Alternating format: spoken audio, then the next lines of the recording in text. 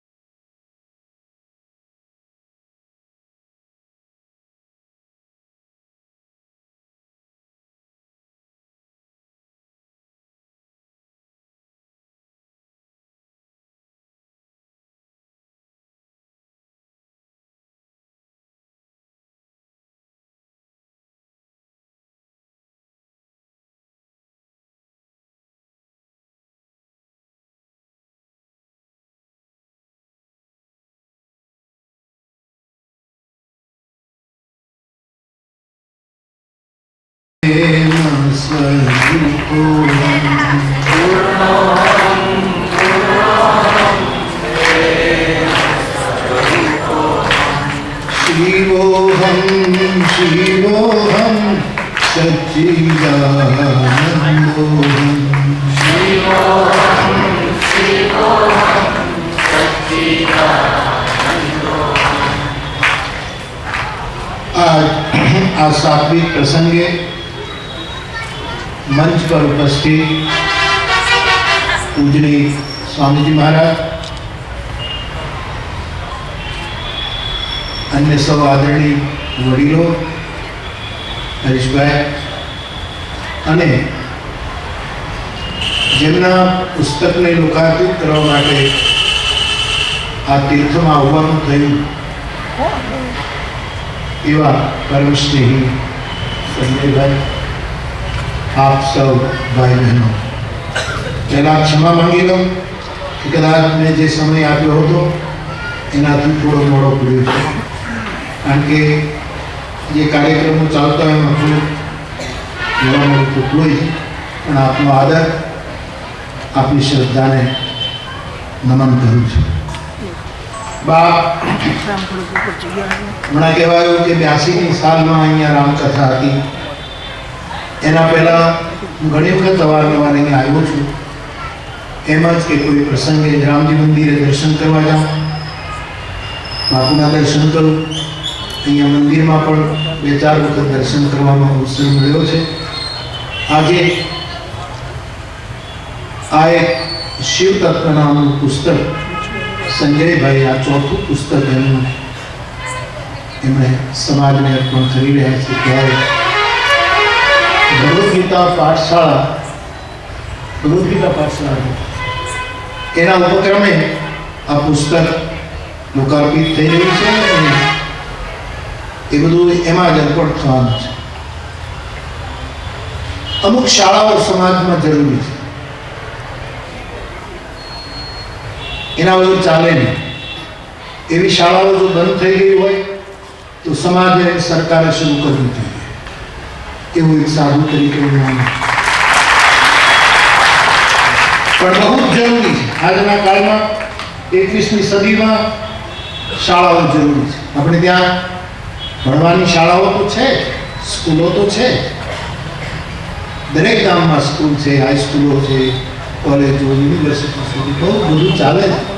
પણ અહીંયા શાળા શબ્દનો ઉલ્લેખ એક ખાસ સંસ્થા માટે કરી રહ્યો. પહેલાં કોણ કોણ શાળાઓ હોવી જોઈએ એનું એક નાનકડું લિસ્ટ મારે તમને આપવું છે. પ્રત્યેક ગામ, નાનું ગામ હોય, તાલુકા મથક હોય, જિલ્લા મથક હોય કે પાટનગર હોય, પણ દરેક ગામથી લઈને પાટનગર સુધી એક વ્યાયામ શાળા હોવી જ જોઈએ. જે જગ્યાએ વ્યાયામ શાળા નથી ત્યાં યુવાનોમાં કમજોરી આવે છે, અથવા તો એનું જે બળ છે, એની જે શક્તિ છે એનું વર્ધન નથી થતું. એક સમય હતો આપણે ત્યાં નગરોમાં, ગામોમાં વ્યાયામ શાળાઓ હતી. હોય એને વંદન, ન હોય ત્યાં શરૂ થાય એવું આપણે ઈચ્છીએ. તો એક વ્યાયામ શાળા જરૂરી છે. બીજી દરેક ગામમાં કે નગરમાં એક ધર્મશાળાની જરૂર છે. પહેલા હતી, હજુ પણ ક્યાંક ક્યાંક હશે. અમારે મહુવામાં રેલવે સ્ટેશનની સામે એક ધર્મશાળા હતી. હવે કદાચ એ છિન્ન ભિન્ન થઈ. સાવરકુંડલામાં જાઓ તો રેલવે સ્ટેશનની સામે ગાંધી ધર્મશાળા, એમાં એક વખત નાનપણમાં હું પણ એક રાત રોકાયો. દરેક નગરમાં એક ધર્મશાળા હોય અને દરેક ગામ અને નગરમાં એક ભોજનશાળા હોય કે જ્યાં અતિથિને આદર અને સન્માન સાથે રોટલો મળે. એ ભોજનશાળા હોય અને દરેક અને નગર એ પાઠશાળા હોય. આ પાઠશાળાનો પ્રસંગ છે અને એમાં ભગવદ્ ગીતા પાઠશાળા. આ ચારેયના ફળ તમને બતાવું સાહેબ, સારા છે. વ્યાયામ શાળાનું ફળ છે કુસ્તી. જુવાન માણસો કુસ્તી કરે, કરાટે કરે. હમણાં રામદેવ બાબાએ ક્યાંક કુસ્તી કરી એવું મને કોઈ કીધું. લંગોટ મંગોટ ચડાવી એનું જે વાળે જેમ કરીને બાવો ઉતર્યો તો કોઈને ચીત કરી દીધો હતો એવું મને કોઈ કીધું. બાવો હમણાં બહુ ગજબ કરે તો એક પ્રોગ્રામ એટેન્ડ કરે છે. ખુલ્લો બાવો છે, મારા તો પરમ સ્નેહી છે રામદેવ બાબા, યોગ ગુરુ. તો વ્યાયામ શાળાનું જે ફળ છે એ કુસ્તી, એ જરૂરી છે. આપણે જે વ્યાયામ શાળા નહોતી ત્યારે આપણે કબડ્ડી રમતા હતા, છૂટદડી રમતા હતા. એમાં શરીર મજબૂત થતું. છૂટદડીમાં એ છૂટા ઘા થતા હતા ગળાના. કાં તો કબડ્ડી, કાં તો ખોખો, કાં તો લંગડી, કાંકરી બાર કાઢવાની રમત, દરિયા ફેરવવાની રમત, મોઈ દાંડિયાની રમત. ગામડામાં આપણી પાસે કાંઈ નહોતું, દિવાલો ઉપર ટેટા ફોડતા હતા. દિવાળીમાં એ રમત ટેટા ફોડતા હતા. પેલા આ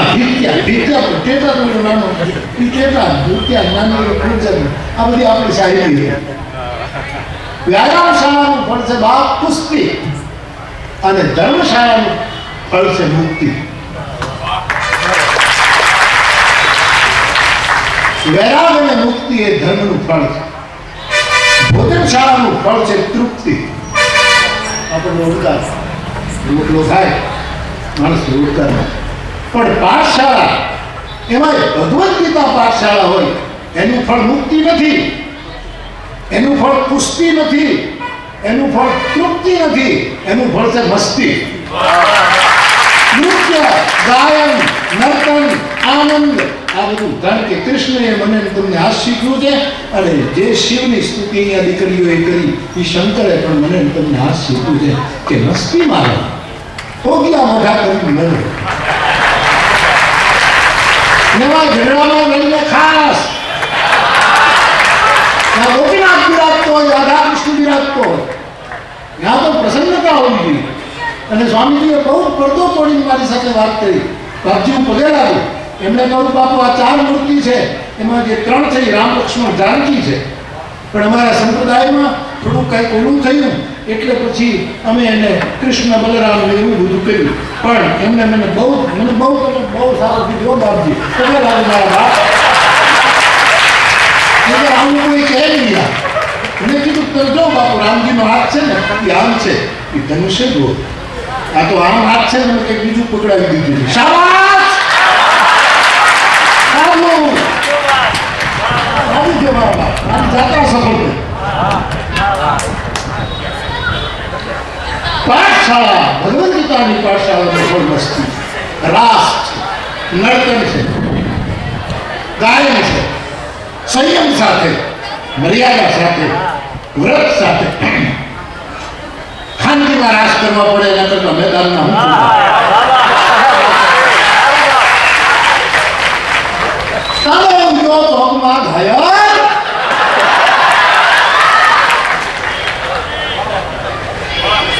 વંદે નંદ સ્ત્રીણામ પાદરેણું વિક્ષણ યાસામ હરિકથોદ્ગીતમ પુનાતિ ભુવનત્રયમ. બુદ્ધિ સતત દુનિયામાં એ કાળમાં ઉદ્ધવ કરતા કોઈ શ્રેષ્ઠ બુદ્ધિ નહોતી, જે કૃષ્ણના જેવો જ રૂપાળો, કૃષ્ણના જેવો જ વર્ણ.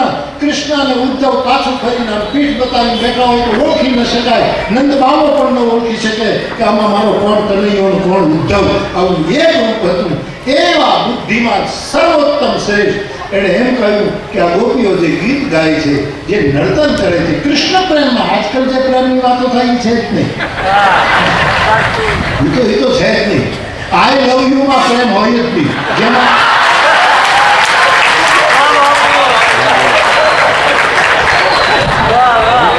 તમને કહું અંગ્રેજી તમે જાણો છો ને બધા બોલ કરે છે, મારો ફોડ પાડવો બધા કે આઈ love you.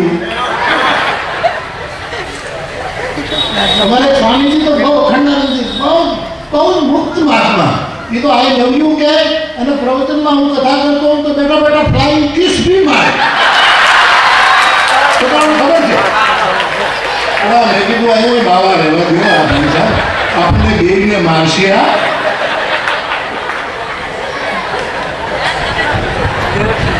I love you માં પ્રેમ હોય જ નહીં બાપા. કારણ કે એમાં આય છે, કેપિટલ આય. જ્યાં કેપિટલ હું છે ત્યાં પ્રેમ હોય. હું ક્લાસ થાય અને જ્યાં તું તારું તું આવા હું અને તુંના ભેદ હોય એમાં પ્રેમ બિચારો દબાઈને વચ્ચે મરી જાય. પ્રેમ તો આય નહીં, યુ નહીં, લવ. મારા કૃષ્ણએ જગતને આ સમજાય. અને એ કૃષ્ણને આ ભગવદ્ ગીતાની જે ગામમાં પાઠશાળા ચાલતી હોય, આટલા વર્ષોથી ચાલતી હોય, એમાં તો નર્તન હોય, એમાં તો ગાયન. પણ ખોટા અર્થ નહીં કરતા, મર્યાદા ન ચૂકાય. આ દીકરીઓ બધી નાચતી કે નર્તન કરતી કે સ્ટેજ ઉપરથી નીચે નથી પડી. કારણ કે સાચું નર્તન કરો ને તો તમને ઓટોમેટિક મર્યાદાનું ભાન થાય કે મારે આ મંચથી નીચેનો મીરા નાચી. પણ એને કોઈ દિવસ કોઈ એમ ન કહી શકે કે એને મંચ ભંગ કર્યો છે, મંચ અપરાધ કર્યો છે. એટલે કૃષ્ણનું નર્તન એટલે દેવતાનું નર્તન, કૃષ્ણનું ગાયન એટલે દેવતા. એટલે ભગવદ્ ગીતાનું ફળ મુક્તિ નતો. મુક્તિ ધર્મનું ફળ હોઈ શકે, વિરક્તિ ધર્મનું ફળ હોઈ શકે. અમારી રામાયણના દ્રષ્ટિએ ધર્મ કે વિરક્તિ જોગ તે જ્ઞાના જ્ઞાન મોક્ષ પ્રદ વેદ વખાના અને વ્યાયામનું ફળ પુષ્ટિ છે. પણ પાઠશાળા જ્યાં હશે એમાં ભગવદ્ ગીતાની પાઠશાળા હશે ત્યાં તો સાહેબ મસ્તી સિવાય બીજું નહીં. પણ એ મસ્તી કૃષ્ણ પ્રેમ ઠાકોરજીમાં લાગેલી આપણી લયલીનતા એની એ મસ્તી. તો વાહ, હું રાજી થાઉં છું કે બિલકુલ ગામમાં ભગવદ્ ગીતા પાઠશાળા ચાલે છે. સંજયભાઈ ઠાકર અને એમની આખી ટીમ એને ચલાવી રહ્યા છે. આ દીકરીઓ અહીંયા સ્વાધ્યાય અને ભગવદ્ ગીતાનો પાઠ કેટલો રાજીવો થાય છે યાર, બહુ મને મજા આવે. હા, બહુ સરસ. અને ભગવદ્ ગીતાના શ્લોક પહેલા શીખી જાઓ, પછી ફિલ્મનું ગીત ગાવાનું છૂટ છે. પેલા શીખી જાઓ. મોરારી બાબુ ગયો ચોપાઈ શીખ્યો, પછી ફિલ્મની નીતિ શીખ્યો અને હારામાં હારું આવે છે. દુનિયા બોલાવે છે જ્યાં જઈને પ્રોગ્રામ. એક કથાના માંડવા પૂરા થાય એટલે બીજે બંધાતા હોય છે. વચ્ચે 2-4 દિવસ હોય કે વળી પાછા છૂટા જવાય પ્રોગ્રામમાં. અને મોરારી બાપુ હાવ મફતમાં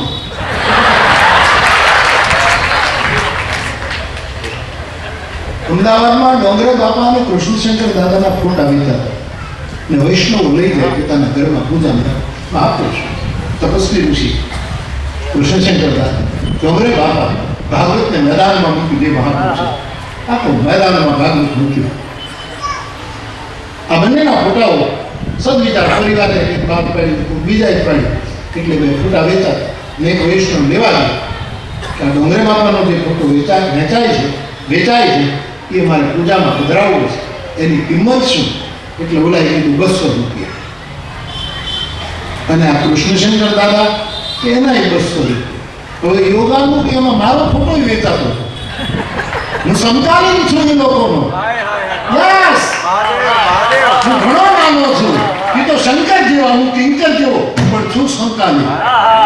ત્યારે મેદાનમાં કોઈ નહોતું. ત્યારે જે બાપા ફરતા હતા, મારા ગુરુની કૃપાથી હું ફરતો હતો. કૃષ્ણશંકર દાદા આશીર્વાદ આપતા હતા. ત્યારે મેદાનમાં કોઈ નહોતું. અને કેવું ભાગવત કથા મારી પાસે કોઈક લેવા આવે ત્યારે હું પગે લાગીને કહું કે હું ભાગવતનો શ્રોતા છું, છાત્ર પણ નથી, વક્તા પણ નથી. ભાગવત કરાવવી હોય તો કૃષ્ણશંકર દાદાની પાસે કરાવો. કા ડોંગરે આ મારા સલાહો હતી. અને તમને ના પાડે તો મને યોગ મળશે ત્યારે બાપાને હું વિનય કરીશ કે જ્યારે અનુકૂળ હોય ત્યારે ભાગવત. અને ડોંગરે બાપા પાસે રામાયણની કથા કોઈ માંગવા જાય ત્યારે આ બાપુ આટલો વિશુદ્ધ બ્રાહ્મણ એમ કહે કે રામાયણની કથા કરીએ તો મુરારી બાપુ પાસે બીજું કોઈ હતું જ નહીં. આ એક કાળની વાત કરું છું. સદીઓ વીતી ગઈ. સદીઓ તો નહીં, અતિશયોક્તિ અલંકાર કહેવાય. સદીઓ તો હજી નથી વીતી, પણ એ સમયે ને મારો ફોટો વેચાતો હતો. એટલે ઓલાને કહ્યું કે આ બે બાપાઓને લઈએ છીએ, મુરારી બાપાને લઈએ. એટલે એને પૂછ્યું કે ડોંગરે બાપાનો ફોટો તો કે 200 રૂપિયા, કૃષ્ણશંકર દાદાનો ફોટો કે એ 200 રૂપિયા, કે મુરારી બાપુ લેવા હોય તો કે આ બે લેવા તો એ મફત.